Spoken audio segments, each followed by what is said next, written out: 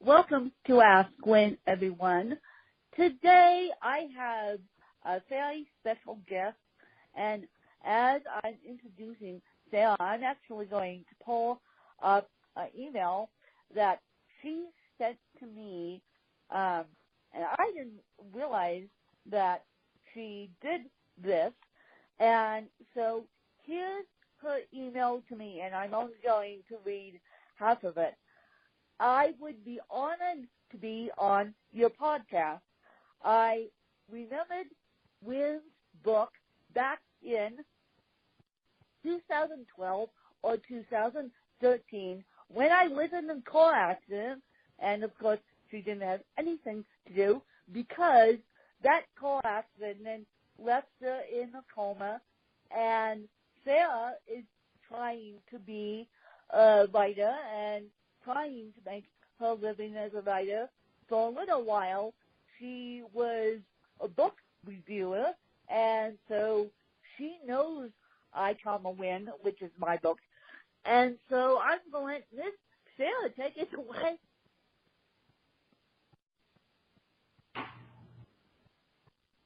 What? I'm going to let you take it away and explain more of what you do. Okay. I'm Sarah. Just been writing my own stories for a while on the computer, and I just published a new book about a couple of days ago. And so it's only been a couple of days since you published that on Smash Woods. Now, I know with Smash Woods, it's hard to format the book, and because you're physically disabled from your car accident, would that have been difficult for you? Because I know Smash Woods requires special formatting, and was that difficult for you? Did you hire someone out, or did you do it yourself? I just did it myself. You just did it yourself. You learned how to do it. See, I can't do that stuff. I need help. I formatted a book for Smash Words, and it didn't turn out great. So now it's not selling on Smash Words. But why did you want to become a writer and / a book reviewer? I wanted to write because I've always liked reading books. Aha. So you always like the other side of it, reading books, and now you want to become a writer. And I asked you, I said via email, I said to you, what are you doing for work now? And I said, are you still reviewing books? And you said, no, I'm trying to be a writer myself.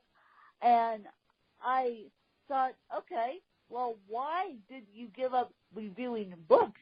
Was it too much on your head, or was it too much work, or did someone say, I don't want you to review my book? Or what made you go from reviewing books to writing books? Well, basically I stopped reviewing because it was hard to keep my own stuff original if I was always reading other people's books. Aha, because that I have spoken to book reviewers in the past, and I asked them, I said, well, why do you not write books? And that's a common thing. That's a common thing. You can't keep your stuff original if you're reviewing books. That is a good excuse.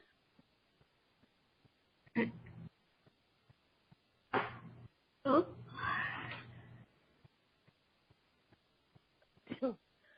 Yeah, that is an excellent excuse for stop to reviewing books. I thought someone said, I don't like your review, and that wasn't me, you guys, because I was, at the time, I didn't know how to get reviews. And so, Sarah, what is your biggest dream with your writing? My biggest what? Dream with your writing.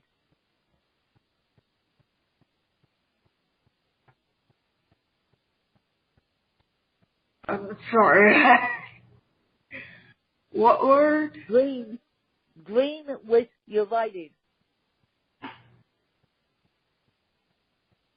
What do you want to do with your writing? Oh, I have plans for a series I want to write.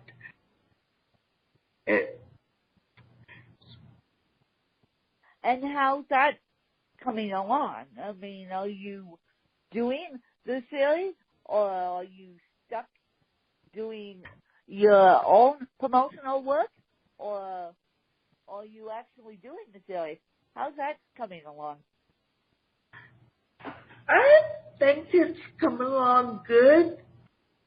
The book I just published is actually the first book in this series. So the book that you just published on Mass Woods, and we'll put it in the show notes, you guys, is actually the first book in the series. Yeah. And how many books are you planning on publishing? How many books do you want to be in the series? 9, 10, 11? I think I'll eventually have 4 or 5. 4 or 5? Well, that's a hefty amount. That's a hefty amount. And I know that you were in a medically induced coma due to a car accident, and so that changed your life forever, obviously. And so, were you in college before the car accident? And I know the car accident uprooted your life plans, but were you in college pursuing a degree before the car accident? Yes, I was going to college in Dallas studying computer science, and I actually got my car wrecked as I was driving to school from Houston to Dallas. Oh my goodness. Oh my goodness. So you were on your way to school to go to classes.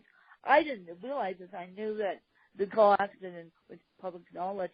That's why she became a book reviewer, you guys, because she had to do something in that hospital bed, and she had to do something when she got home, and so she became a book reviewer. But I did not realize that you were going to college when the car accident accidentally happened. And did someone hit you or what? I think I stopped unexpectedly and got plowed into. You think you stopped unexpectedly and got plowed into? Wow. And they obviously put you in medically into coma, which isn't fun because you can't remember any of it. And wow.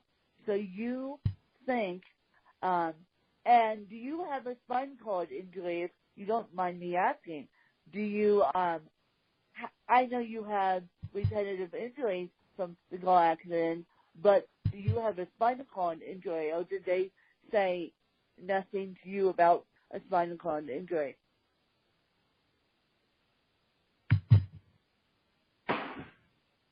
What? Do you have a spinal cord injury, or did they say nothing to you along the lines of you broke your back?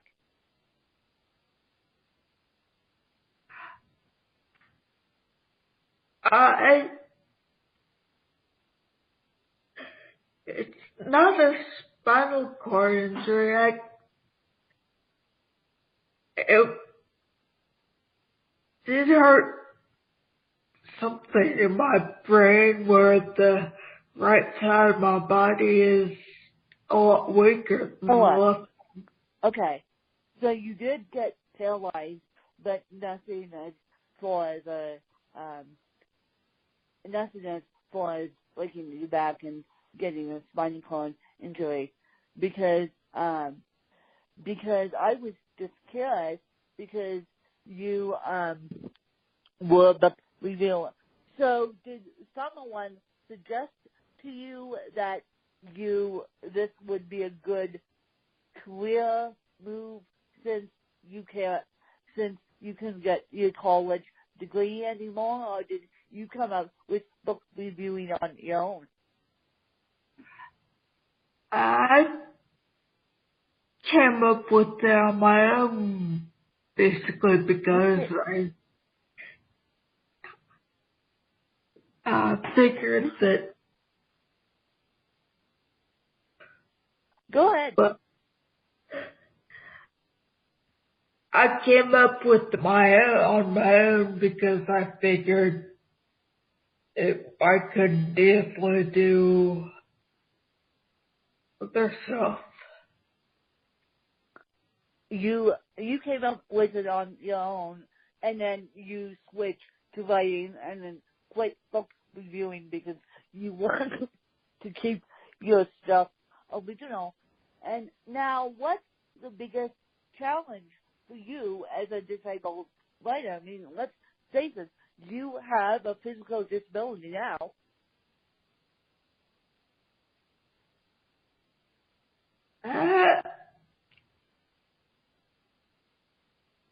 I just want to write what's fun for myself. So you want to do something that's fun for you, but do you have a big challenge typing, or do you have what's your biggest challenge in writing as far as your physical disability?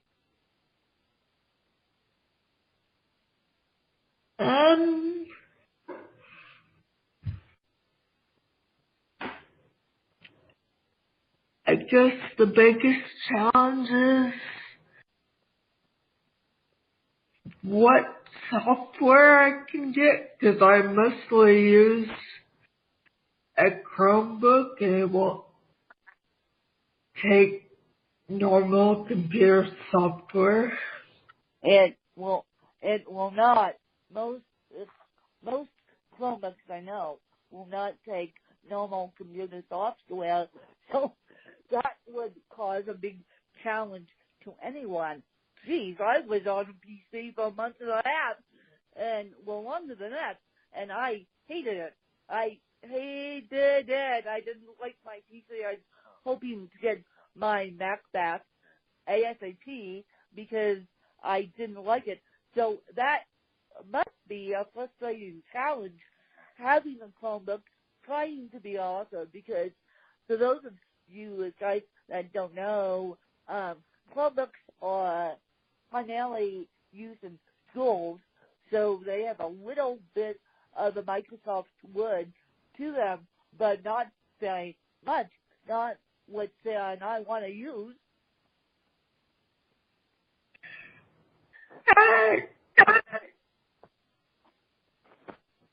I don't mind the Google writing software. It's pretty is it used? You don't mind the Google, well, that's the next thing I was going to say, Google Docs, or I use Google Docs are very good, and they have a speech dictation thing built into them.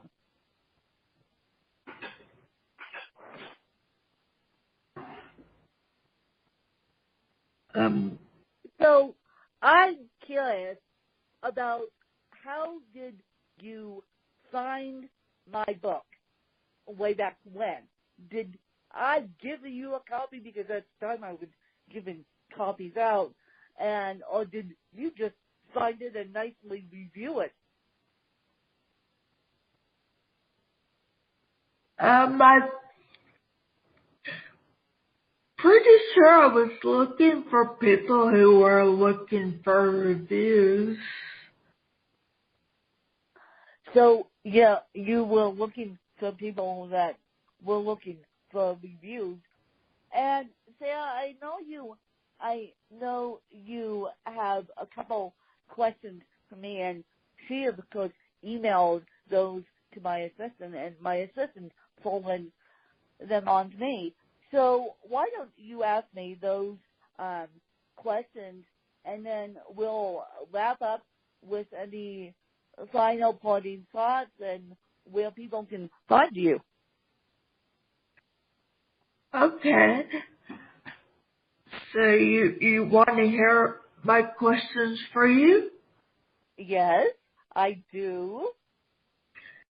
Okay, as a writer, I'd like to know, do you find it mean or insulting when a writer tries to depict a person with cerebral palsy?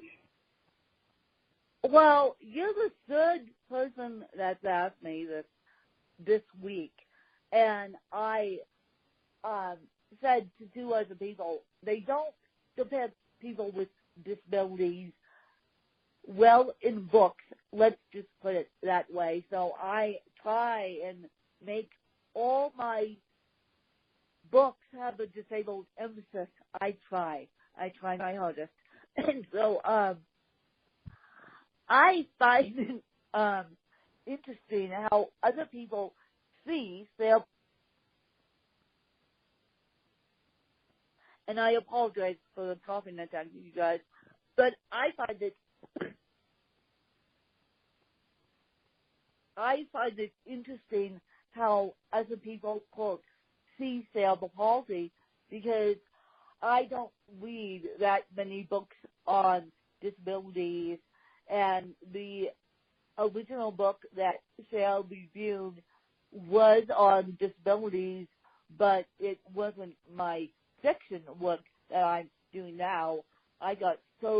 People got so sick of my own story that they go, "Win, you're better novelist than you are autobiography writer," and so that's why I've switched over to novels. But I feel like people should do a better job, and I'm happy to help you guys depict characters with disabilities, but I feel like the diversity factor is not in there.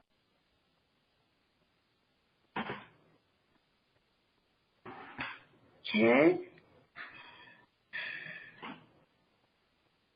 And so you have your own fiction books? Yeah. Oh, yeah. Absolutely. You only revealed I Come a Win.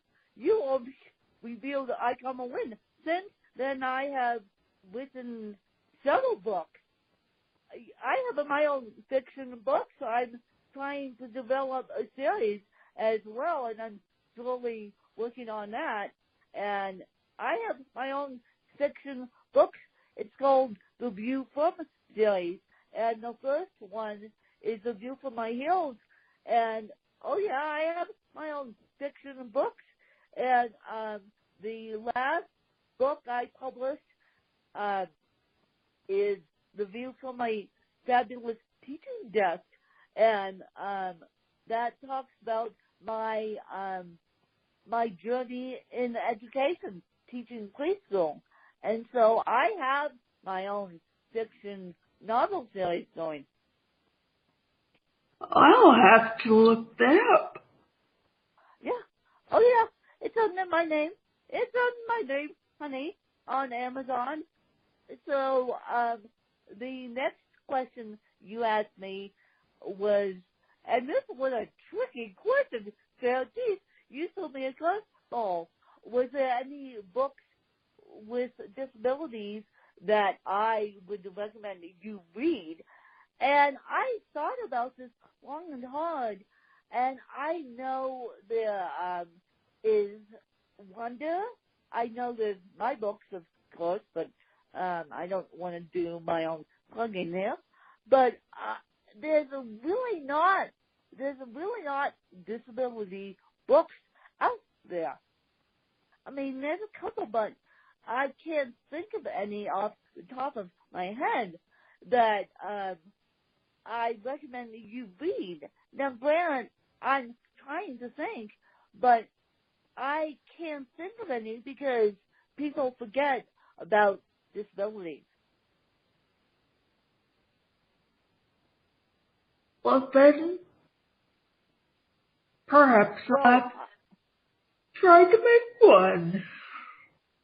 Well, you're going to try and make one, and I'm going to try and make one, and we're going to work on this together.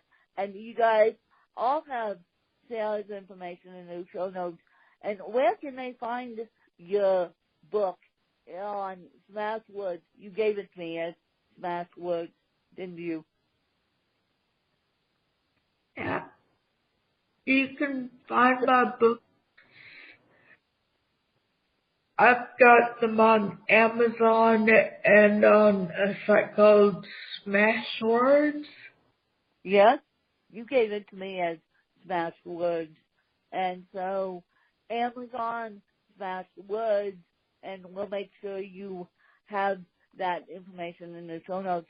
And Sarah, I feel honored talking to you. I reached out to you not knowing that you reviewed my book way back when, but book reviews help in Amazon algorithms.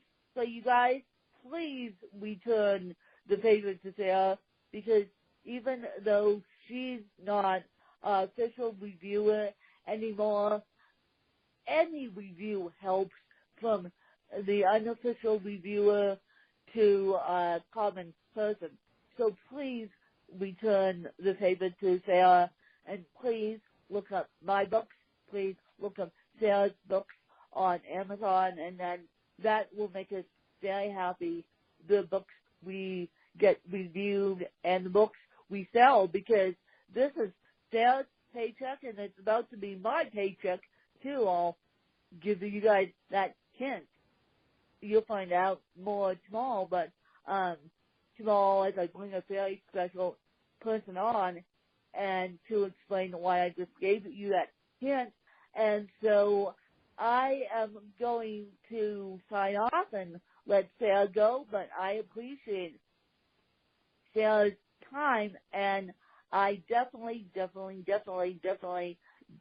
welcome Sarah back on when she has her next book in the series to talk about, and help you guys understand her and the work she's doing. And I just think I'll be following Sarah's journey forever. Well, as I said, she reviewed my book way back when. Oh, cool. And so I will be following your journey, and maybe we can have it to where you come back on when you have written your second book. Okay. Well, I appreciate that, Sarah, and I'm going to let you get back to writing and enjoy your day, and I appreciate the time, and I hope you guys enjoyed another fabulous episode. Thanks, you guys. Bye. And I appreciate you interviewing me too.